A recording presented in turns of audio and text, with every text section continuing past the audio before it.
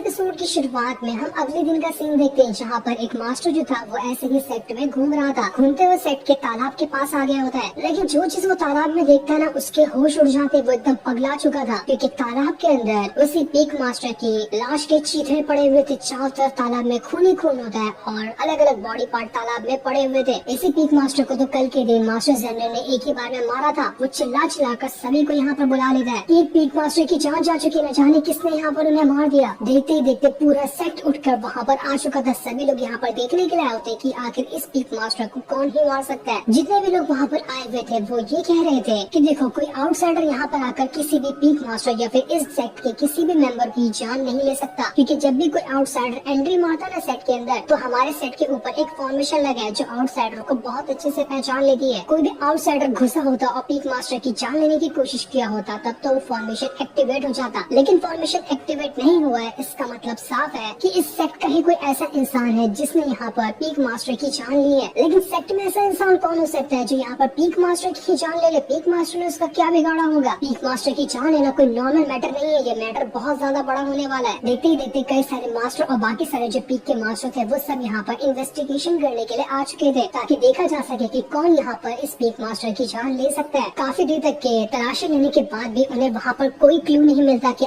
आखिर कौन होगा जिसने पीक मास्टर की जान ली होगी। सेट में जितने भी पीक होते हैं और उसके अंदर जितने भी डिसेबल मास्टर या फिर कोई भी इंसान क्यों ना था सभी से पूछताछ की जाती है ताकि पता लगाया जा सके कि कौन हो सकता है जिसने पीक मास्टर की जान ली होगी। लेकिन सबके सब वहाँ पर क्लीन निकलते हैं, किसी के ऊपर भी किसी का शक जा ही नहीं रहा था। जिनशन जिस सेट में होती है वहाँ पर तो सबसे लो लेवल के ही कल्टिवेटर रहते हैं, वहाँ पर तो पूछताछ करने का मतलब ही नहीं था क्योंकि ऐसा कोई हो ही नहीं सकता यहाँ पर जिसने पीक मास्टर की जान ली हो, क्योंकि पीक मास्टर की बॉडी को देखकर साफ लग रहा था कि इस तरह से उसे मारा गया है कि एक ही स्लैश के अंदर उसका काम खत्म हो गया। नहीं पीक मास्टर को हिलने डुलने का भी मौका मिला होगा, उसे तो पता भी नहीं होगा किसने उसकी जान ली। इतना फास्ट ये काम हुआ था, इसी वजह से जिनशन के सेट के डिसेबल की तो तलाशी तक नहीं ली जाती। मास्टर फैंग का जो असिस्टेंट होता है उसे वहाँ पर शैनलाओ दिखाई देता है जो कि अपना स्वॉर्ड के साथ प्रैक्टिस कर रहा था, लेकिन वो बिल्कुल ही शांत हो गया होता है। मानो कि उसके मन में कुछ सवाल है जो सवाल वो दिमाग में सोचकर उसका जवाब हासिल करना चाहता है। इस चीज को देखकर मास्टर फैंग का असिस्टेंट भी हैरान था कि ये शैनलाओ को क्या हो गया, कल तक तो ये ठीक था लेकिन रातों रात इसका नजरिया कैसे बदल गया। कहीं ऐसा तो नहीं कि पीक मास्टर की इसने ही जान ली है? लेकिन नहीं यार, ऐसा नहीं हो सकता, ये तो भी बच्चा है, बच्चा यहाँ पर पीक मास्टर को कैसे मार डालेगा। असिस्टेंट शैनलाओ को बता रहा होता है कि देखो शैनलाओ, तुम यहाँ पर अपनी स्वॉर्ड को अच्छे से कंट्रोल नहीं कर पा रहे हो, तुम्हारा ध्यान स्वॉर्ड में नहीं है, सही से ध्यान लगाओ वरना ये स्वॉर्ड तुम्हें ही नुकसान पहुँचा देगी। शैनलाओ वापस अपनी फ्लैंक स्वॉर्ड को कंट्रोल करते हुए प्रैक्टिस करने की कोशिश कर रहा था, लेकिन उसका ध्यान बिल्कुल भी उसमें नहीं होता है। तभी वहाँ पर दो और बंदे आ जाते हैं जो कि पूछताछ करने के लिए उसी असिस्टेंट के पास आए हुए थे ताकि पीक मास्टर की मौत के बारे में से कुछ पूछताछ कर सके। जैसे यहाँ पर असिस्टेंट पूछताछ के लिए जवाब दे रहा होता है तभी उसे दिखाई देता है कि शैनलाओ की फ्लैंक स्वॉर्ड तो उसी की तरफ बढ़ रही है जिसके ऊपर शैनलाओ का खुद ही ध्यान नहीं गया। अगर उसने कुछ नहीं किया तो शैनलाओ अपनी ही फ्लैंक स्वॉर्ड से इंजर्ड हो जाएगा, इसलिए वो असिस्टेंट फट से अपनी स्वॉर्ड निकालता है और उसे शैनलाओ की फ्लैंक स्वॉर्ड की तरफ फेंक देता है, जिस वजह से तो सेकंड भर के फासले से शैनलाओ की स्वॉर्ड हट चुकी थी, वरना वो स्वॉर्ड उसी के आर पार हो जाती और इससे शैनलाओ बहुत ज्यादा इंजर्ड हो सकता था। असिस्टेंट जल्दी से शैनलाओ के पास आता है, उससे कहता है कि अरे यार क्या कर रहे हो तुम, क्या इसके बारे में सोच रहे हो, तुम्हारा ध्यान तो प्रैक्टिस में है ही नहीं। अगर मैं नहीं आया होता ना तब तुम यहाँ पर क्या हो गया होता, तुम्हें मन नहीं कर रहा तभी प्रैक्टिस मत करो, लेकिन खुद को नुकसान पहुँचाने की जरूरत नहीं है। इसलिए शैनलाओ वहाँ पर अपनी प्रैक्टिस रोकता है और जल्दी से मास्टर जेनरन के पास आ चुका था। वो उन्हें शराब ऑफर करते हुए उससे कुछ पूछने की कोशिश करता है। मास्टर जेनरन कहता है कि पूछना है तो पूछ लो, मैं यहाँ पर तुम्हारे सवालों का जवाब देने के लिए तैयार हूँ, मुझे पता है कि तुम यहाँ पर क्या पूछने के लिए आए हो। शैनलाओ मास्टर जेनरन से कहता है कि देखिए मास्टर, मैं ना आपके ऊपर शक नहीं कर रहा, लेकिन जैसा कि लोगों ने बताया कि जो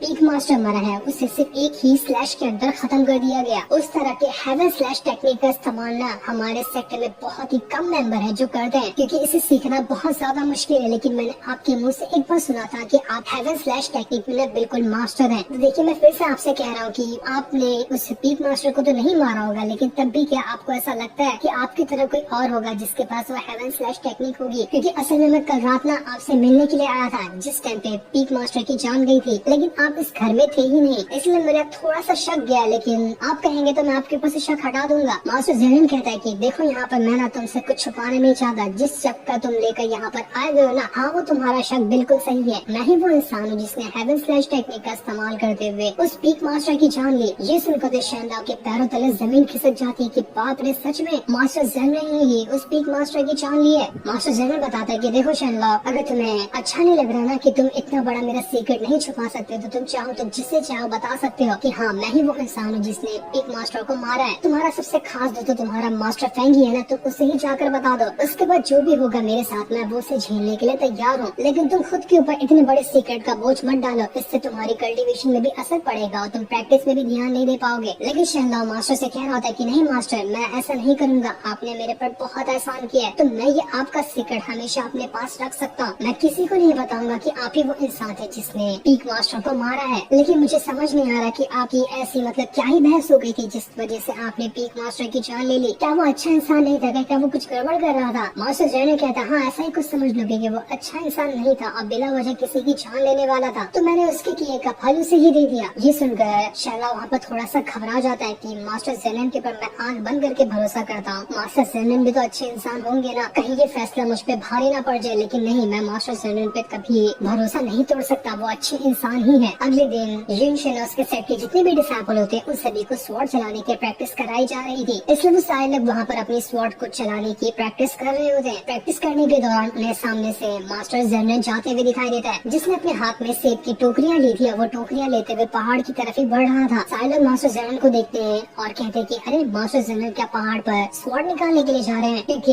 इन लोगों को नहीं पता था कि मास्टर जेनन ने ओल्ड मास्टर की स्वॉर्ड को निकाल लिया है, क्योंकि उस स्वॉर्ड को निकालने के बाद मास्टर जेनन ने उस स्वॉर्ड को छुपा दिया था, क्योंकि अगर कोई भी स्वॉर्ड देखेगा तो समझ जाएगा कि मास्टर जेनन ने तो बड़ी आसानी के साथ ओल्ड मास्टर की स्वॉर्ड को निकाल लिया, तो वो उसकी आइडेंटिटी के ऊपर शक कर सकता है। इसलिए मास्टर जेनन ने किसी को बताया ही नहीं कि मैंने ओल्ड मास्टर की स्वॉर्ड को निकाल लिया है। इसी वजह से सारे लोग देख रहे होते कि क्या यहाँ पर मास्टर जेनन स्वॉर्ड निकालने जा रहे हैं क्या। देखते ही देखते मास्टर जेनन आराम से चलते चलते माउंटेन की काफी ऊंचाई पे आ चुका था। उस चीज को देखकर सारे लोग दंग रह जाते हैं कि अरे मास्टर जेनन तो बिना थके माउंटेन की कितनी ऊंचाई पे जा चुके हैं, क्या ये एकदम माउंटेन के पीक पे जाने वाले हैं? क्या पीक पे जाना तो बहुत मुश्किल का काम है। मास्टर जेनन जिसे लोग सारे लूजर कहते हैं, तो वो लूजर जैसा इंसान माउंटेन के पीक पर कैसे जा सकता है। मिस्टर जू जो था वो कह रहा था कि मुझे तो नहीं लगता कि मास्टर जेनन माउंटेन के पीक पर जा पाएगा, क्योंकि अच्छे से अच्छा मास्टर भी माउंटेन के पीक पे जाने से कतराता है, क्योंकि वहाँ जाना बहुत मुश्किलों का काम है। लेकिन ये लोग बातें ही कर रहे थे कि आराम से मास्टर जेनन जो था वो चलते चलते ही माउंटेन के पीक पर आ चुका था। वो यहाँ पर सिस्टर जाओ से ही मिलने के लिए आया होता है, क्योंकि वो वहीं पर कल्टीवेशन कर रही थी। सारे लोग हैरान थे कि मास्टर जेनन ने तो कमाल ही कर दिया, वो तो बिल्कुल यहाँ पर माउंटेन के पीक पर जा चुके हैं, वो भी बिना थके, बिना एक बार भी गैप लिए और कुछ ही मिनट के अंदर। क्या सच में मास्टर जेनन वैसे ही लूजर है ना कि जैसे लोग कहते हैं, या फिर बात कुछ और ही है। दूसरी जो फीमेल मास्टर थी उसका भी मन लग गया होता है कि काश मेरे पास ये मास्टर जेनन आ जाता तो मैं उसे अपने पीक में शामिल कर लेती, क्योंकि मास्टर जेनन कोई मामूली बंदा नहीं है, ये मेरी पीक में होगा तो हमारे पीक का नाम रोशन हो सकता है। लेकिन मास्टर जेनन जिस पीक में अभी मौजूद है वो वाला मास्टर कह रहा होता है कि नहीं, मैं तो नहीं छोड़ने वाला मास्टर जेनन को। हाँ, अगर वो खुद की मर्जी से मेरे पीक से जाना चाहता है ना तो मैं उसे रोकूंगा भी नहीं। ये तो टाइम ही बताएगा कि मास्टर जेनन कहाँ जाना चाहता है। इसलिए आज के दिन ना हम दोनों यहाँ पर बहस करके कोई फायदा नहीं कर रहे। ये फैसला मास्टर जेनन पे ही छोड़ देते हैं कि वो मेरे पीक में रहना चाहता है या किसी और पीक में भी जाना चाहता है। अब मास्टर जेनन जो था वो माउंटेन के पीक पे आने के बाद सिस्टर जाओ के पास आ जाता है और वहाँ आने के बाद उसने वो सेब की टोकरी यहाँ पर रख दी थी, क्योंकि सिस्टर जाओ जो है वो बहुत कम यहाँ से नीचे उतरती है और नीचे उतर के कुछ खाने पीने की चीजें लाती है, वरना वो ऐसे ही भूखे रहकर कल्टीवेशन करती है। यही वजह से कुछ सेब वगैरह लेकर मास्टर जेनन यहाँ पर आया हुआ था। साथ ही साथ वो वहाँ पर कुछ स्पिरिचुअल वाटर की बोतल भी रख देता है, ताकि कल के दिन जो पीक मास्टर उससे फाइट करने के लिए आया था और फाइट के दौरान जितनी भी सिस्टर जाओ को चोट लगी थी वो इनसे रिकवर कर सके। सिस्टर जाओ ये चीज देखकर एकदम हैरान रह जाती है और मास्टर जेनन से कहती है कि आखिर तुम हो कौन और तुम मेरी इतनी परवाह क्यों कर रहे हो? मैंने तो तुम्हें नहीं कहा था कि मेरे लिए ये सब चीज करो। मास्टर जेनन कहता है कि ये सवाल तो मैं भी तुमसे पूछ सकता हूँ कि आखिर तुम कौन हो? मैंने तो बस इंसानियत के नाते तुम्हारे लिए इतना छोटा सा काम कर दिया, तुम्हें नहीं पसंद है तो इन चीजों का इस्तेमाल मत करना। सिस्टर जाओ कहती कि मैंने सुना कि ना पीक में क्या हो रहा है, सारे के सारे मास्टर लग चुके हैं ताकि उस हथियारे का पता लगाया जा सके जिसने पीक मास्टर की जान ली। तो क्या तुम्हें डर लग रहा है क्या कि सारे मास्टर तुम्हें पकड़ लेंगे और तुम्हारी सच्चाई सामने आ जाएगी कि तुम ही वो इंसान हो जिसने पीक मास्टर को मारा था? मास्टर जेनन कहता है देखो मैंने ना आज तक डर क्या होता है इस चीज को कभी महसूस ही नहीं किया। शायद तुम नहीं जानते हो कि आज तक मैंने कितने ही लोगों की जान ली है, इसकी तो मैं खुद भी गिनती नहीं जानता। लेकिन हाँ, पहले के टाइम पे ये था कि बस मैं ऐसे लोगों को काट कर फेंक देता था, कोई यहाँ पर पूछताछ करने के लिए नहीं आता था। मुझे तो ये चीज पता ही नहीं थी कि किसी को मारने के बाद उसकी बॉडी ठिकाने भी लगानी पड़ती है। मैं तो ऐसे ही कैजुअली गया और उस पीक मास्टर को मारा और उसकी लाश को सीधा तालाब में फेंक दिया। ऐसे मुझे सारे लोगों को पता चल गया कि हाँ पीक मास्टर मर चुका है, वरना पहले तो मैं ऐसे ही काट के लोगों को फेंक देता था। खैर अब देखते हैं कि अगर ये सारे लोग पूछताछ करते हैं मुझ तक आते हैं तो मैं क्या ही कदम उठाता हूँ। डर तो मुझे नहीं लग रहा, लेकिन हाँ देखा जाएगा कि जब सारे लोग मेरे पर आएंगे और मुझसे पूछताछ करेंगे और अगर मेरी बायचांस आइडेंटिटी रिवील हो जाती है तो मुझे अपने तरीके से रास्ता चलना पड़ेगा। तो मैं उसकी टेंशन लेने की जरूरत नहीं है, आगे जो भी होगा मैं उसे खुद ही हैंडल कर लूंगा। इसके बाद मास्टर जेनर जो होता है वो दोबारा से माउंटेन के नीचे उतर आता है। उसे देखकर तो जिनशन और बाकी सारे लोग हैरान थे कि अरे इसने तो स्वॉर्ड निकाला ही नहीं, पीक पर गया था, वहाँ से तो अच्छी स्वॉर्ड निकाल सकता था, पर ये तो खाली हाथ आ गया। लेकिन मास्टर जेनर वहाँ पर किसी के भी कुछ भी सवाल का जवाब नहीं देता और सीधा अपने कमरे में आ जाता है। वहाँ आने के बाद वो बालकनी में खड़े होने के बाद सोच रहा था कि यहाँ पर सेक्ट में हर एक बंदे से पूछताछ की गई कि किसने वहाँ पर पीक मास्टर को मारा है, लेकिन अभी तक की कोई भी मेरे पास आया ही नहीं। शायद मुझे लगता है कि यही फायदा हुआ होगा कि लोगों को लगता है मैं लूजर हूँ और हेवन स्लैश टेक्निक का इस्तेमाल तो मैं कहाँ ही कर सकता। इसी वजह से किसी ने सोचा भी नहीं होगा कि मैंने उस मास्टर की जान ली है। चलो खैर ये चीज तो मेरे लिए अच्छी है कि जितना लोग मुझे लूजर मानते हैं मैं उसी चीज का फायदा उठाते हुए बड़े बड़े काम भी कर सकता हूँ और किसी को मुझ पर शक भी नहीं होगा। लेकिन हाँ, आगे से मुझे जरा सा ध्यान देना पड़ेगा जब भी मैं किसी की जान लूँ, क्योंकि मैं किसी ऐसे सेक्ट में मौजूद हूँ जहाँ पर हर चीज की खबर मास्टर वगैरह रखते हैं। तो इस तरह के मैटर में मैं दोबारा फंसने की नहीं कोशिश करूंगा। दूसरी तरफ मास्टर फैंग का असिस्टेंट जो था वो वहाँ पर शैनलाओ के पास आता है और उससे कहता है कि तुम्हें पता है सिस्टर जाओ ने ना अपना ब्रेक थ्रू किया है। वो काफी दिनों तक के माउंटेन की पीक पर कल्टीवेशन कर रही थी, आज उसने अपनी कल्टीवेशन तोड़ी और वो माउंटेन से नीचे आ चुकी है। शैनलाओ कहता है कि अच्छा तो वो नीचे आ गई तो इसमें मेरा क्या जाता है, आप मुझे यहाँ पे ये सब क्यों बता रहे हो। असिस्टेंट बताता है कि अरे मतलब मैं तुम्हें इसलिए बता रहा था कि सिस्टर जाओ ने काफी टाइम तक की प्रैक्टिस की और प्रैक्टिस करने के बाद जब वो पीक से नीचे उतरी ना तो उसका काम क्या होता है कि उसे अपने मास्टर के पास जाना चाहिए, जिस पीक की वो डिसाइपल है उसके पास जाना चाहिए, ताकि वो उन्हें बता सके कि किस तरह से कल्टीवेशन वगैरह उसने की है। लेकिन तुम्हें पता है वो कहाँ गई, वो सीधा सीधा गई है मास्टर जेनर के कमरे में। उसने अपने ना मास्टर को देखा, ना डिसाइपल को देखा, ना अपने पीक को देखा। वो माउंटेन से उतर कर सीधा गई मास्टर जेनर के पास। ये सुनकर तो शर्मा भी हैरान हो जाता है कि अरे सिस्टर जाओ को ऐसा कैसा काम आ गया जो सीधा वो मास्टर जेनर से जाकर मिल चुकी है। लेकिन मैं इसमें क्या ही कर सकता हूँ, मास्टर जेनर भी एक एक्स्ट्रा ऑर्डिनरी पर्सन है और सिस्टर जाओ भी काफी ज्यादा टैलेंटेड है। तो दो टैलेंटेड लोग आपस में मिलेंगे तो ऐसा तो होता ही रहता है, इसलिए मुझे इस मैटर पे अभी उतना ज्यादा ध्यान नहीं देना चाहिए। मैं यहाँ से जा रहा हूँ अपनी वापस से प्रैक्टिस करने के लिए, क्योंकि अब लगता है कि मैं अपनी प्रैक्टिस में ध्यान दे पाऊंगा। इसके बाद शैनला अपनी फ्लाइंग स्वॉर्ड पे सवार होकर वहाँ से जा चुका था। उसके जाने के बाद असिस्टेंट जो होता है वो मास्टर फैंग के पास आता है और उससे कह रहा था कि तुम्हें अभी भी लगता है क्या कि मास्टर जेनर कोई बड़ा सा लूजर होगा, क्योंकि जहाँ तक कि मैंने उसकी हरकत देखी है मेरे ख्याल से नहीं लगता कि वो कोई लूजर है। वो जरूर अपनी आइडेंटिटी छुपा के रखा हुआ है। तो तुम भी ना आगे से थोड़ा सा मास्टर जेनर के ऊपर अच्छे से ध्यान रखना कि वो क्या करता है, कहाँ जाता है और कैसे रहता है। अब शाम को मास्टर जेनर अकेले अपना कमरे में बैठकर शराब वगैरह पी रहा था। उसी के बाहर युनशन और उसके सेट के जितने भी लोग थे वो सब के सब पहुंच चुके थे, क्योंकि उन्हें भी पता चल चुका था कि सिस्टर जाओ सबसे पहले यहीं पर आई हुई है। सारे लोग कह रहे होते कि यहाँ पर सिस्टर जाओ क्या करने के लिए आई है। सिस्टर जाओ कहीं और नहीं गई, सीधा मास्टर जेनर से मिलने के लिए आ गई। कुछ लोग तो यहाँ पर बातें कर रहे थे कि अरे तुम लोगों को नहीं पता कि मास्टर जेनर हमारे सेट का सबसे ज्यादा सुंदर बंदा है, तो लड़कियाँ तो इसके पीछे जाएगी। इसलिए मुझे क्या लगता है कि ना सिस्टर जाओ जो है वो भी मास्टर जेनर से थोड़ा गुलू गुलू करने के लिए आई होगी। ये सारी बातें सुनकर तो युनशन को काफी ज्यादा गुस्सा आ रहा था, क्योंकि असल में तो वो मास्टर जेनर को ही पसंद करती है और वो नहीं चाह रही थी कि कोई दूसरा यहाँ पर आकर मास्टर जेनर से बातें वगैरह करे। मिस्टर जू जो होता है वो कह रहा था कि मुझे तो यहाँ पर किसी चीज से फर्क नहीं पड़ता कि ये लोग क्या करते हैं, लेकिन हाँ बस मैं यहाँ पर मास्टर जेनर को देखने के लिए आया। मुझे लगता है ना कि दिन में लूजर बनने का प्रिटेंड करता है और रात को ये अच्छे से मेहनत करता होगा।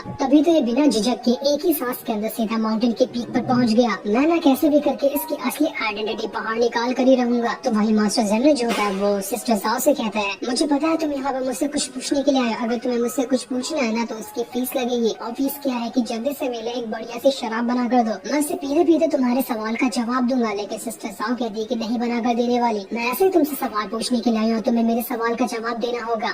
सिस्टर जाओ जैसे ही आगे बढ़ रही थी उसकी नजर चली जाती है सभी के सभी डिसाइबल के ऊपर जो चुप कर इनकी बातें सुन रहे थे। इस चीज को देखकर डिसाइबल कहते हैं भागो भागो, सिस्टर जाओ ने हमें पकड़ लिया, वो हमें देखेगी ना तो बहुत मारेगी। ऐसे सभी डिसाइबल वहाँ से भाग चुके थे। सिस्टर जाओ जो होती वो मास्टर जेनर से कहती है कि मैं तुमसे ना बस ये एक चीज जानना चाहती हूँ कि आखिर तुमने किस तरह से एक स्लैश के अंदर उस पीक मास्टर को मार दिया। इस तरह के स्लैश टेक्निक या इस तरह की स्पीड से स्वॉर्ड चलाना ना मैंने अपनी पूरी लाइफ में मेहनत लगा दी है, लेकिन आज तक के नहीं कर पाई हूँ। तो मेरे ख्याल से जहाँ लोग तुम्हें लूजर कहते हैं ना, मैं तो नहीं मानती कि तुम कोई लूजर हो गए। जिस तरह की तुमने स्लैश टेक्निक का इस्तेमाल किया उसे जब मैं नहीं कर पाई तो इसका मतलब साफ है तुम मुझसे ज्यादा ही पावरफुल हो। मास्टर जेनर कहता है अरे तुम तो बिना वजह ही मुझ पे शक कर रही हो, ऐसी कोई खास बात नहीं है। तुम्हें पता है ना कि जिस पीक में इससे मैं आता हूँ वहाँ पर स्वॉर्डमैनशिप सिखाई जाती है और वहाँ की ट्रेनिंग भी थोड़ी ज्यादा स्ट्रॉन्ग है। क्या पता इसी वजह से मेरी स्वॉर्ड टेक्निक अच्छी हो गई होगी और मेरी स्वॉर्ड की स्पीड भी बढ़ गई होगी। तुम्हें इतना ज्यादा ध्यान देने की जरूरत नहीं है, ये तो बिल्कुल नॉर्मल सी बात है। लेकिन सिस्टर जाओ कहती है ये नॉर्मल सी बात नहीं है, तुम्हारी हरकत अगर ऐसे ही चलती रही ना तो जहाँ सबसे पहले मुझे शक हुआ, तुम्हारे पर धीरे धीरे करते हुए हर एक सेट के जितने भी बंदे हैं ना, सभी को तुम्हारे पर शक हो जाएगा कि तुम जो चीज बाहर से दिखा देते हो वो चीज अंदर से बिल्कुल भी नहीं हो। और तब का मैटर तुम्हें खुद अकेले से संभालना होगा। अगर तुम अभी किसी को नहीं बता दे कि तुम्हारा मकसद क्या है। मास्टर जेनन कहता है देखा जाएगा, जो चीज होती है उसे होने दो ना, मैं खुद ही अपने मैटर अकेला संभालने के लिए काफी हूँ। तभी उन्हें बाहर लड़ाई होने की आवाज सुनाई दे रही थी, क्योंकि जिस बंदे को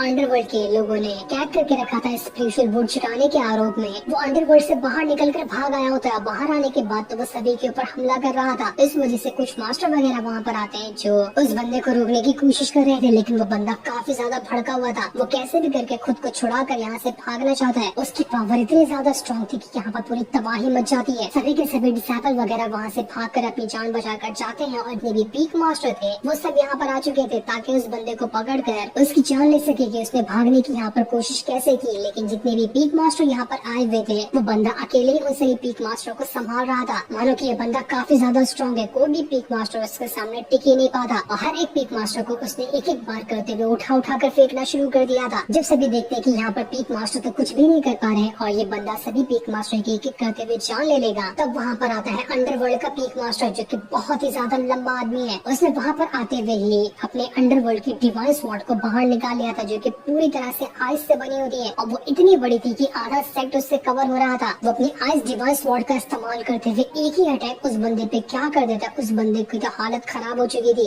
ऐसा लग रहा था कि वो इतना पावरफुल बंदा एक ही अटैक के अंदर यहाँ पर मर गया। एक अटैक लगते हुए सामने जितने भी पहाड़ थे वो पहाड़ के पहाड़ वहाँ पर पूरी तरह से जम जाते, इतनी पावरफुल थी वो डिवाइन स्वॉर्ड। जेनन इस चीज को देखकर कहता है कि वाह, मजा ही आ गया ये चीज देखकर। मानना पड़ेगा अंडरवर्ल्ड के जो पीक मास्टर है ना, उसकी डिवाइन स्वॉर्ड तो कमाल की है, लेकिन ये सिर्फ डिवाइन स्वॉर्ड का कमाल नहीं है, साथ ही साथ इस अंडरवर्ल्ड का जो पीक मास्टर है उसने अपना कल्टीवेशन में भी अच्छे खासे लेवल को ब्रेक थ्रू किया है। मेरे ख्याल से ये टोंगथियान लेवल पे तो होगा ही। सिस्टर साओ ये चीज देखकर एकदम हैरान की। यहाँ पर तो मास्टर जेनन ने अंडरवर्ल्ड के पीक मास्टर को देखते साथ ही उसकी पूरी हिस्ट्री बता दी। जो पीक मास्टर तो सच में टोंगथियान लेवल को ब्रेक थ्रू कर चुका है। मेरा शक न बिल्कुल सही है, एकदम परफेक्ट मैंने तीर लगाया कि मास्टर जेनन कोई मामूली चीज नहीं है। जैसे ये बाहर से दिखाई देता है वो अंदर से बिल्कुल भी वैसा नहीं है। ये किसी को देखकर उसकी पूरी हिस्ट्री निकाल सकता है बस सेकंड में। ऐसे मैं तो अब यहाँ पर इस मास्टर जेनन की सच्चाई बाहर निकाल कर रहूंगी। जो सीन दिखाते हैं ये एपिसोड यहीं पर एंड